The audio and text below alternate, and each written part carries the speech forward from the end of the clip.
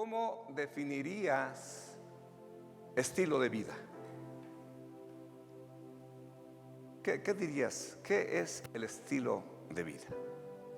Pues posiblemente tendríamos varias opiniones muy buenas, yo creo que ellas, pero estilo de vida podríamos decir que es una manera de vivir, una forma constante de comportarnos. Digamos, no es mi estilo de vida ir a la Malinche. Fui a la Malinche, he ido como 4 o 5 veces, pero no es mi estilo de vida el alpinismo. Habrá gente que ese es su estilo de vida. Entonces es una manera de vivir. ¿Cómo crees tú que la Biblia califica tu manera de vivir antes de conocer a Cristo? ¿Sí te acuerdas cómo éramos, o cómo eras tú y cómo era yo? Bueno, yo no te conocí a ti, ni tú me conociste a mí en esa senda, pero sí sabemos cómo andábamos. Fíjate por favor lo que dice en la primera epístola del apóstol Pedro.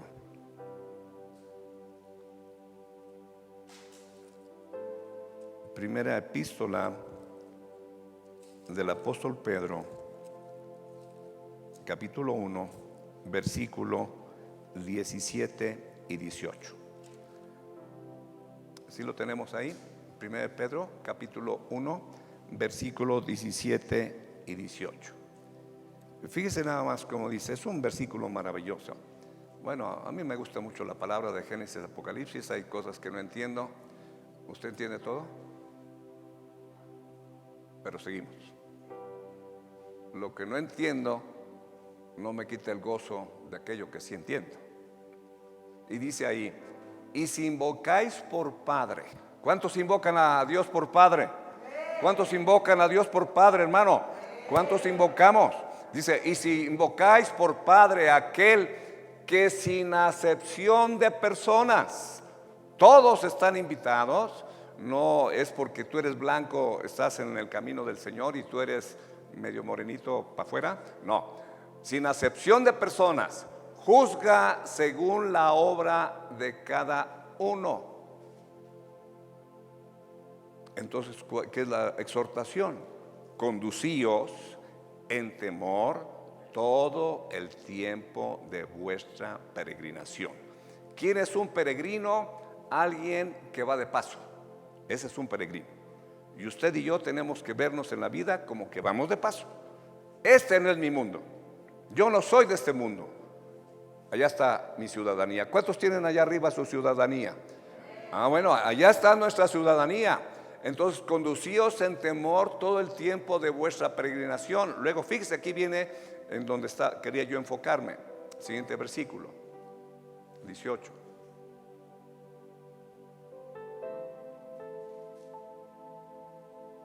Sabiendo, ¿qué es lo que tenemos que saber para podernos comportar como se nos dijo anteriormente? ¿Qué es lo que tenemos que saber o recordar?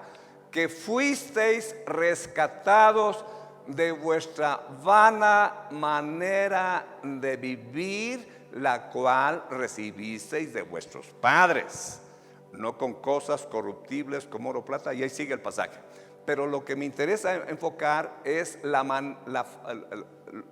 cómo Dios califica tu vida pasada y la mía. ¿Cómo lo califica? Como una vana manera de vivir. Tu estilo de vida antes de conocer a Cristo es calificado como vano. Tu manera de vivir como vana. ¿Y qué significa la palabra rescatar?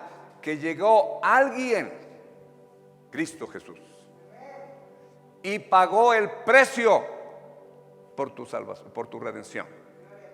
¿Cuál fue el precio? No fue oro, no fue plata, no fueron cosas corruptibles, sino su preciosa sangre del Cordero. Así que póngase de pie, por favor, hermano. Vamos a reconocer a Jesucristo, que Él es el que es nuestro Redentor.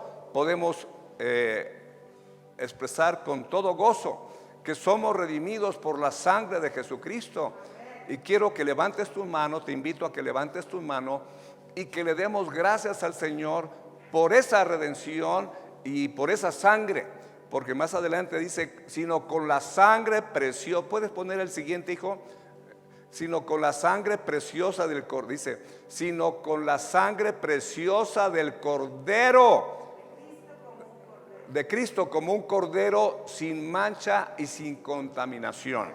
Entonces, sino con la sangre preciosa de Cristo, y es comparado a un cordero perfecto, el arnión, un corderito inocente. Ese cordero fue lo que entregó Dios por ti y por mí. Entonces levante las manos y digámosle a Jesucristo: Jesucristo, te doy gracias por rociarme con tu sangre, por perdonar mis pecados, por lavarme de ellos, por limpiarme de mi maldad, por reconciliarme ante el Padre, por hacerme cercano a Él, por justificarme, por santificarme, por redimirme, por limpiar mi conciencia de obras muertas, por darme acceso a la presencia de Dios, y por hacerme vencedor del diablo. Tu sangre vertida en la cruz, la sangre que me compró, la sangre que me rescató, me hace posible vencer al diablo. Amén. Amén. Démosle un aplauso al Señor. Démosle un aplauso al Señor. Gloria a su nombre. Gloria a su nombre. Puede tomar asiento, por favor. Puede tomar asiento.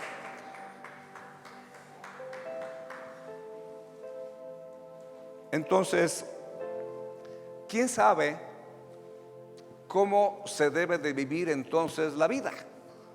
Porque si mis preciosos padres me heredaron su vana manera de vivir, y a ellos sus abuelitos, y a ellos los para arriba y para arriba y para arriba, y llegamos a Adán y Eva, ¿cómo entonces debemos de vivir la vida que tenemos?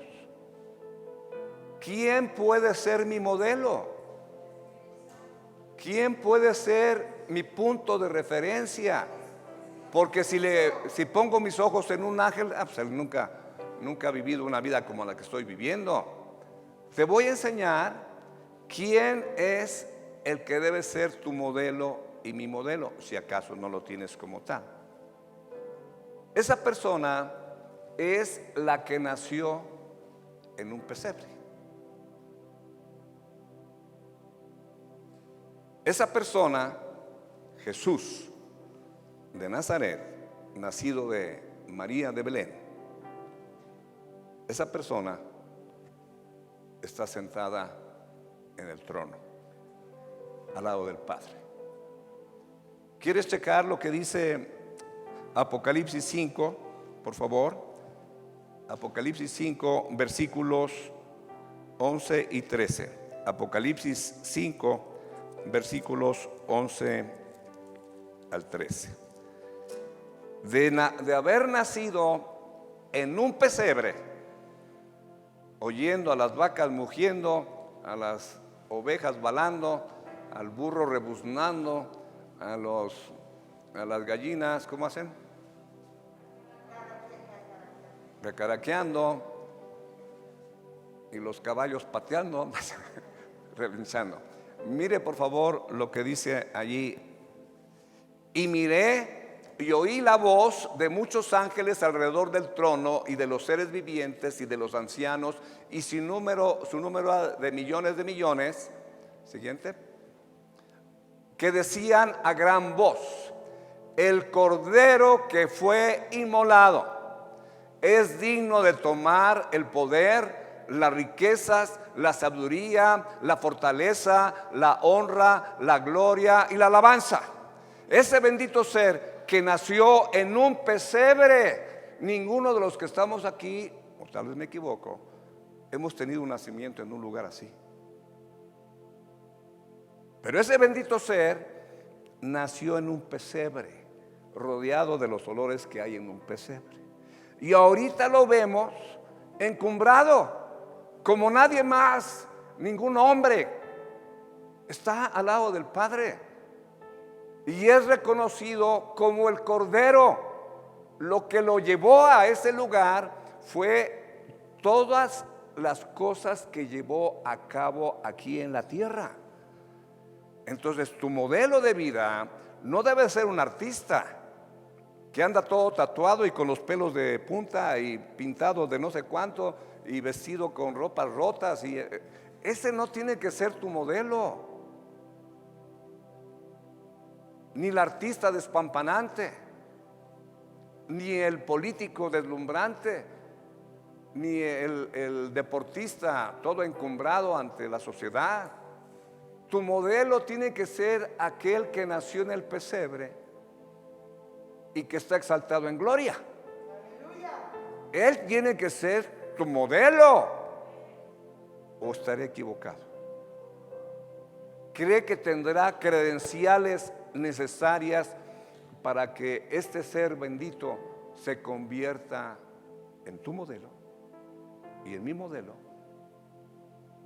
Y entonces, si seguimos el ejemplo de este bendito ser que está encumbrado allá en el reino de Dios, si seguimos ese modelo, ¿a dónde crees que vamos a llegar? Pues a su lado. Claro que sí, porque Él es mi camino, Él es mi verdad y Él es mi vida. Entonces, si es mi camino, tengo que vivir como Él. Si es mi camino, si es mi verdad, la tengo que abrazar. Y primero muerto que dejo de abrazar la verdad de Jesucristo. Primero muerto. Y Cristo en mi vida, es tu vida. Entonces, ahora, el Señor nos recalcaba en esta semana que tenemos que hacer 4 puntualizaciones que ya se han hecho en el caminar de estos meses. Pero una de las leyes de la enseñanza es la repetición. ¿Sí? Porque lo que escuché ahí ya se me olvidó. Estuve visitando un hogar de unos hermanos y hablamos acerca de una enseñanza que se había ofrecido, y después de que eran como 3 meses, yo creo, y de esto que recuerdan, nada es NADA, nada. Qué importante es la repetición. Qué importante es la repetición. Es una de las leyes de la enseñanza. Entonces, miren, vamos a ver a Jesucristo como nuestro ejemplo de obediencia. ¿Sí quiere? Vamos a Hebreos capítulo 5. Hebreos 5. Es que hay gente que luego dice: ay, es que la obediencia es re difícil. Es que, pastor, obedecer es bien difícil. Pues como te sigues viendo a ti mismo, pues sí. Pero cuando ves hacia dónde van los obedientes, las cosas son diferentes. Mire lo que dice Hebreos 5, 8 y 9. ¿Qué dice, por favor? 5, 8 y 9 de Hebreos. ¿Qué dice? Y aunque era hijo, por lo que padeció, aprendió la obediencia. Pastor, mire, ya comenzamos con problemas. ¿Hay que padecer? Sí. Sí hay que padecer. ¿Para seguir a Cristo se padece? Sí se padece. Y entonces ahí nos está diciendo que aunque era y es el poderoso Hijo de Dios, al nacer en el pesebre comenzó a aprender. y en el aprendizaje hubo padecimiento. Por lo que padeció, aprendió. ¿Qué aprendió? No nació siendo obediente, tenía que aprenderlo. Y para ser obediente, ¿qué se tiene que hacer? ¿Qué se tiene que enfrentar? El padecimiento. Sí. Entonces, y vean por favor en el capítulo 14 de Juan, rápido. 14 de Juan, dice allí el pasaje, versículo 31. Dice así: mas para que el mundo conozca que, ¿qué cosa? Amo al Padre, como me mandó, así hago. ¿Ve usted ahí la obediencia? ¿Ya checó dónde está la obediencia? Así hago. Así hago. El amor al Padre en acción. ¿Cuántos aman al Padre? Levanten la mano. Ya no levantan mucho la mano, ¿verdad, hermanos? Como que ya se desanimaron. Es que la obediencia el amor tiene que traducirse en obediencia. Si no hay obediencia, ese amor está en entredicho. Y aquí el Señor Jesucristo, ¿saben a qué se está refiriendo ahorita? Es diciendo, termina la reunión que tenía con sus discípulos, le dice, como el Padre, para que el mundo conozca que amo al Padre, como Él me mandó, así hago. Vámonos. Y entonces se va a enfrentar en algún momento más de ese instante en que Él dijo eso, a una turba que vendría por Él a apresarlo y a llevárselo en todo ese juicio tan cruel al que fue sometido nuestro Señor.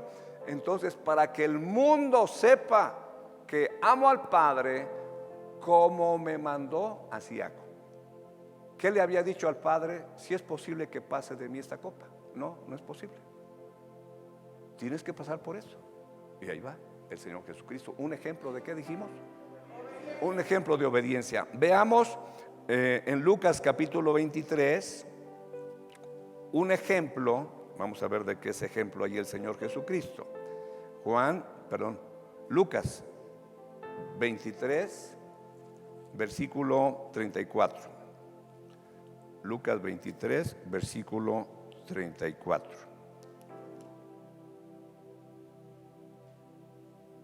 ¿Ya lo tiene? ¿Qué dice ahí? Y Jesús decía: Padre, perdónalos porque no saben lo que hacen. Y repartieron entre sí sus vestidos echando suertes. Aquí el Señor Jesucristo es ejemplo de perdón. En esta semana me encontré a una persona, iba yo con alguien más a visitar, a discipular a una persona, y entonces nos dijo: yo he sufrido más que Cristo.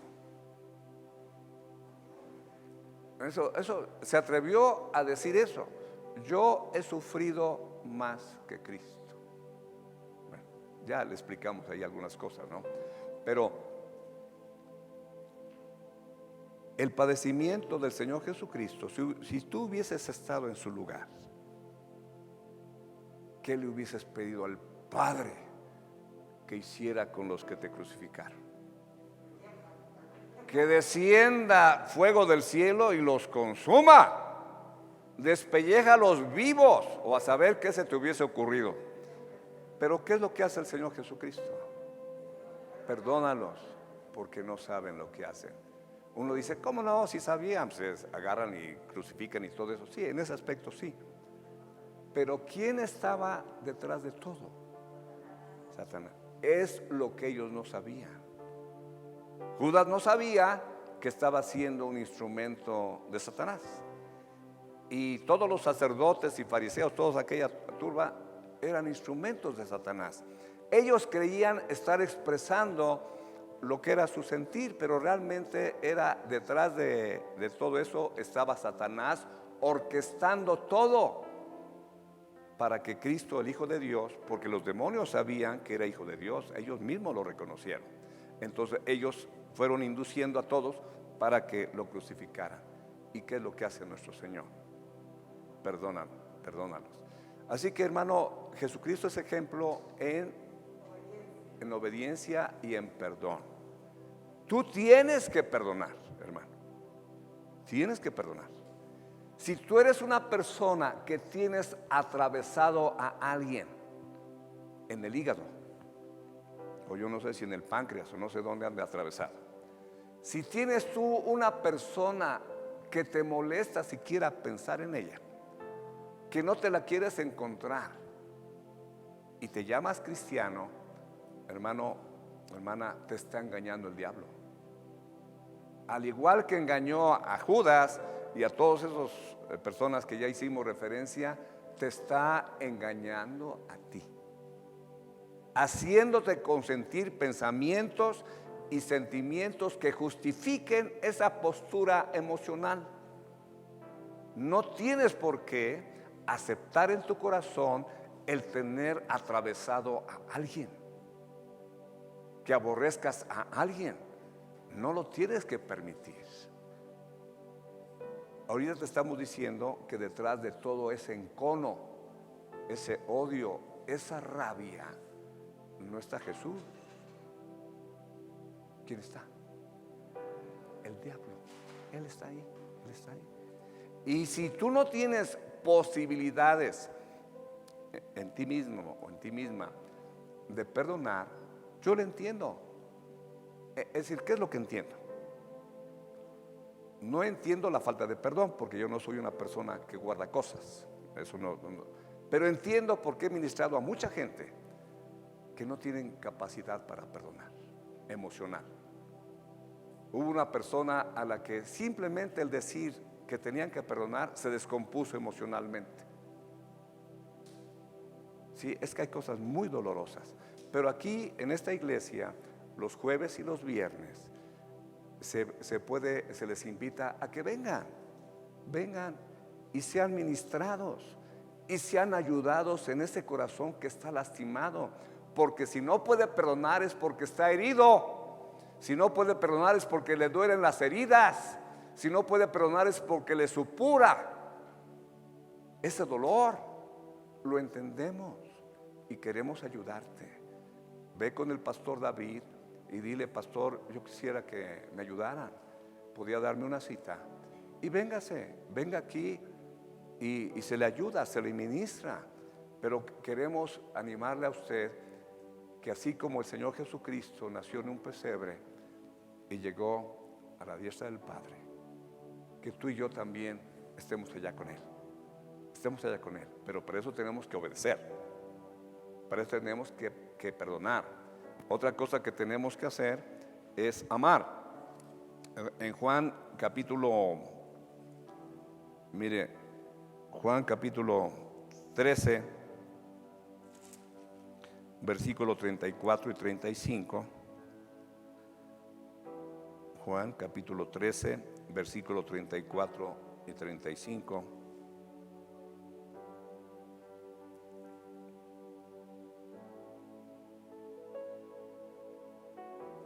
Dice ahí, o léalo por favor, iglesia.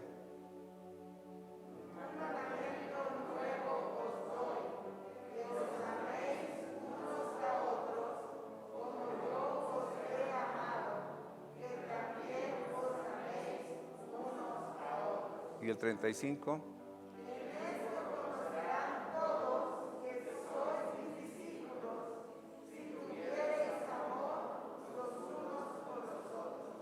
Entonces, una de las características que estuvo presente en nuestro Señor Jesucristo fue no solamente la obediencia al Padre absoluta, el perdón total a sus ofensores y también el amor por su prójimo.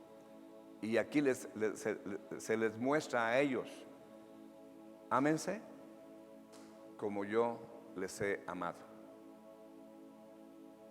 ¿Tiene usted un ejemplo mayor que el de Cristo de amor? Posiblemente su mamá ha sido una preciosa persona y tal vez la abuelita cabecita de algodón también, pero son humanos. El verdadero amor lo ejemplifica nuestro Señor Jesucristo. Estamos hablando como humanos. Él nació de un pesebre, como tú y yo también nacimos. No en un pesebre, pero nacimos.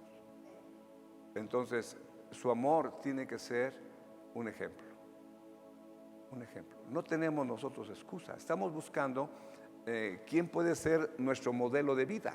Porque la vida que llevábamos, ¿cómo la calificó Dios? ¿Y sabe qué es lo que significa vana? Es una vida vacía de un contenido provechoso. Vana es una vida inútil e incapaz de producir fruto. Esa vida que tú y yo llevamos, Dios la califica así: una vida inútil e incapaz de producir fruto. Ahora, ¿cómo podemos vivir una vida útil y una vida que produzca fruto? Pues toma de modelo a Jesucristo. Y si tú eres una persona obediente, y si tú eres una persona que perdona, y si tú eres una persona que ama, estamos siguiendo las pisadas de nuestro Salvador Jesucristo. Estamos siguiendo sus pisadas. Entonces, y vamos a Hebreos capítulo 3, versículos 5 al 7. 5 y 7, perdón. Hebreos capítulo 5, versículo 7. Hebreos capítulo 5, versículo 7. Mire lo que dice ahí. Y Cristo, en los días de su carne, no a la diestra del Padre, sino caminando en la tierra, ofreciendo ruegos y súplicas con gran clamor y lágrimas. ¿Se acuerda cómo dice Lucas que clamó? Sus gotas eran como gotas de sangre.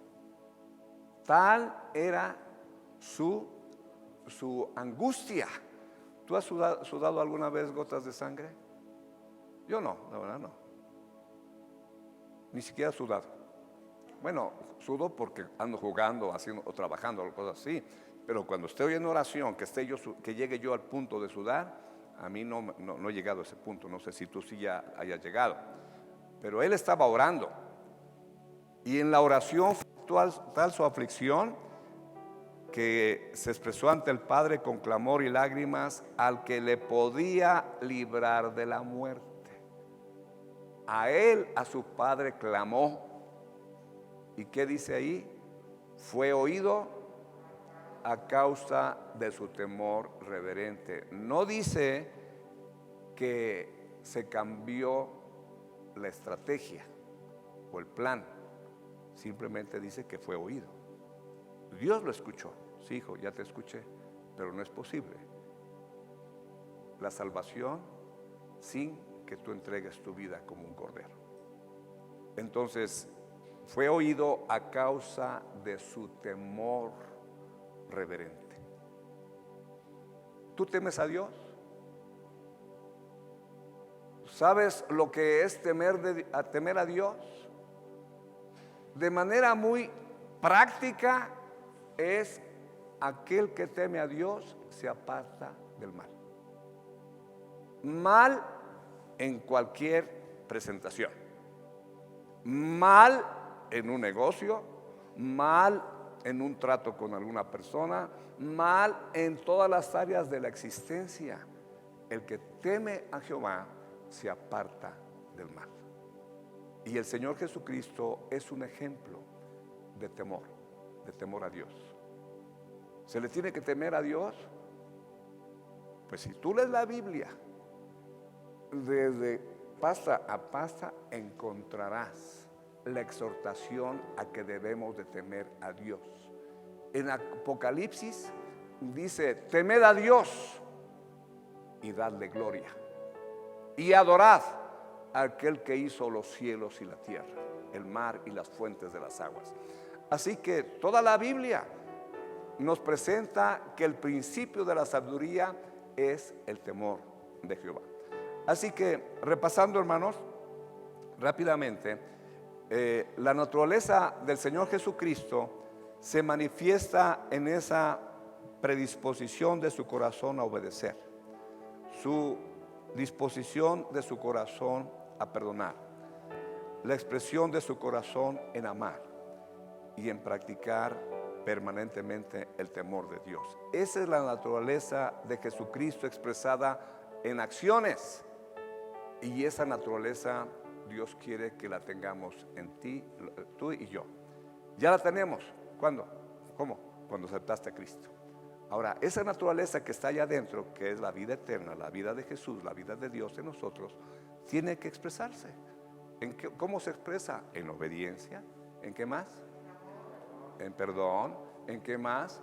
En amor. ¿En qué más? En temor. Así se expresa.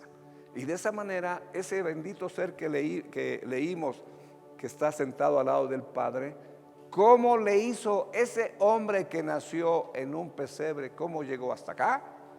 Bueno, aquí ahorita nada más hemos señalado 4 cosas: la obediencia, el perdón, el amor y el temor. Termino leyendo lo que el Señor nos dio en la semana, en la búsqueda. Les voy a leer algunos. En cuanto al amor, mire lo que nos dijo el Señor, se lo voy a leer. Cuando tú caminas en obediencia, las ventanas de los cielos se abren y eres próspero en todo.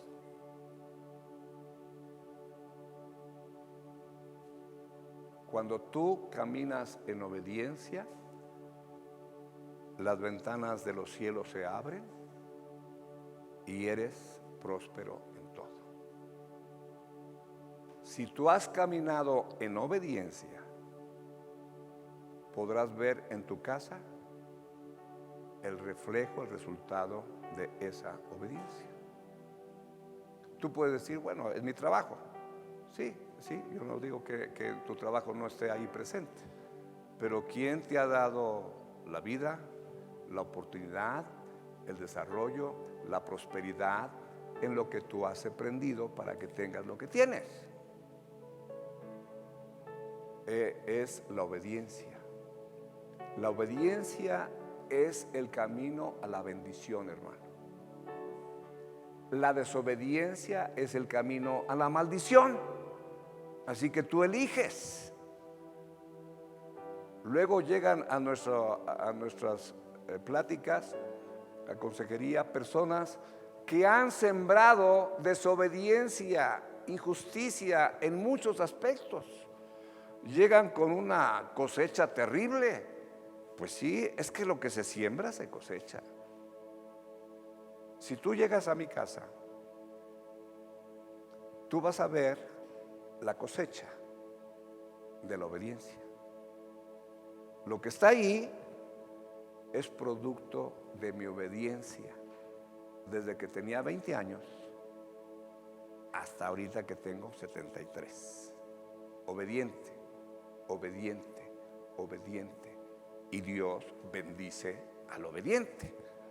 Ya te dije te di aquel testimonio cuando le dije a Dios, ayúdame a vender mi casa en Puebla, porque si yo lo hago solo voy a cometer una burrada. Ayúdame tú. Ayúdame a venderlo en el más alto precio posible, de acuerdo a un avalúo, no de acuerdo a mis pistolas, ¿no? Pues de acuerdo al avalúo se vendió en ese precio sin un peso más ni menos. Y en la operación gané 500,000 pesos en conformidad de cómo compré aquella casa. Y eso hizo posible que adquiriera la casa que tengo ahorita.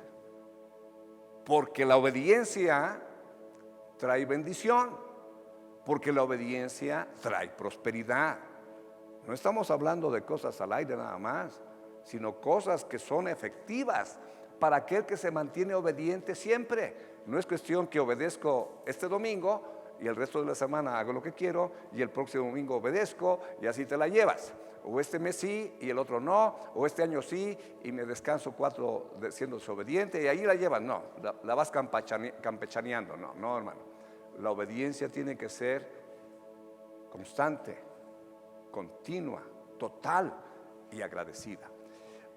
En cuanto al perdón, que es otro de los temas que se hablaron, fíjate lo que nos dio el Señor. La cordura del hombre detiene su furor y su honra es pasar por alto la ofensa. Si tú eres pocas pulgas, la cordura del hombre detiene su furor y su honra es pasar por alto la ofensa. Proverbios 19:11. En tu diario caminar debes aprender a vivir una vida libre de ofensas. Hermano, si tú eres pocas pulgas, tienes un genio terrible, de aquellos que te levantas y no te aguantas ni tú mismo, ven el día jueves y viernes para que podamos ayudarte, porque no puedes seguir así. Te estás lastimando tú y estás pasando a molar a todos los que están a tu alrededor. Entonces, en tu diario caminar debes aprender a vivir una vida libre de ofensa. No puedes reflejar mi naturaleza si por todo te enojas. ¿Cuántos enojones hay acá? ¿Sí vinieron hoy o hoy no vinieron? No vinieron. Ya cambiaron. Gloria a Dios. Dice, no puedes reflejar mi naturaleza si por todo te enojas, si todo te irrita, si eres impaciente y te ofendes con facilidad. Todo eso no me refleja a mí, sino que refleja tu carne. Él no dice tu cochina carne, yo lo digo, tu cochina carne. Eso refleja tu carne. Y luego dice ahí, tienes mi ejemplo, en obediencia, en perdón, en amor, en temor de Dios. ¿Sí? Tienes mi ejemplo, aprende de mí, mansedumbre y humildad en ti para siempre. Mansedumbre y humildad en ti para siempre. Y en cuanto al temor de Dios, nos dijo lo siguiente: temed delante de Él toda la tierra. Y luego agregó: el temor de mi persona debe estar cimentado en sus corazones. Fíjate lo que dice aquí. El temor de Dios los acerca a mí y abre mi corazón. Oh, gloria a Dios. Pues claro que lo voy a temer, no solamente porque lo merece y es sabiduría, pero si eso abre su corazón hacia mí, yo lo temo, al menos en mi caso, ¿verdad? El temor de Dios los acerca a mí y abre mi corazón y les brindo mi favor. Abre mi corazón y les brindo mi favor. La falta del temor de Dios en el corazón del hombre lo expone a fuerzas malignas. La falta de temor en el corazón del hombre lo expone a fuerzas malignas que buscan su destrucción. El temor de Dios en mis hijos es como una coraza protectora. Mi palabra los exhorta a temerme. Harán bien en seguir sus indicaciones. ¿Sí me explico, hermanos? Entonces vamos a leer finalmente, para concluir, lo que está en el Salmo 36. Por favor, si eres tan amable, Néstor. Salmo 36, versículos 1 al 4. Esto es como ilustrando cómo fuerzas malignas están tratando de destruir a la persona. Salmo 34 del 1. Salmo 36 del 1. Salmo 36.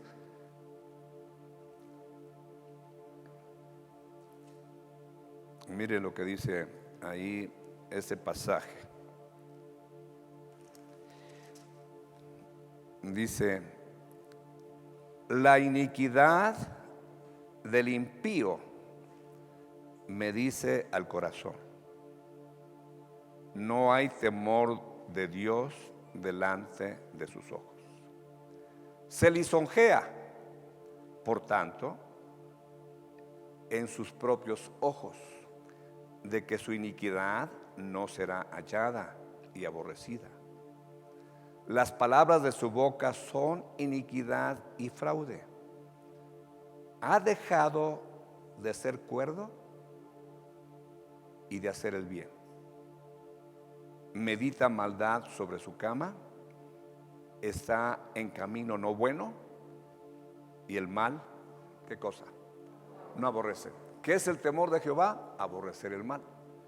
Entonces una persona que no tiene temor de Dios en su corazón está expuesto ¿a qué? A esas fuerzas malignas que quieren su destrucción. Entonces es una exhortación para todos ustedes, mis hermanos, y para mí. El Señor nos alienta a un caminar angosto, sí, pero ese caminar angosto, ¿a dónde llevó al Señor Jesucristo? A la diestra del Padre. Yo creo que vale la pena ver cómo vivió aquel que está en la gloria, no aquel que está sentado allá en alguna oficina de gobierno o en alguna empresa o allá en el puesto de tamales. ¿En quién debemos de poner nuestra atención? Pues en aquel que triunfó, en aquel que es vencedor, en aquel que tiene toda autoridad. ¿Pero por qué tiene toda autoridad? ¿Nada más porque nació en el pesebre? No, tenía que nacer ahí, pero tenía que vivir una vida agradable a los ojos de su Padre.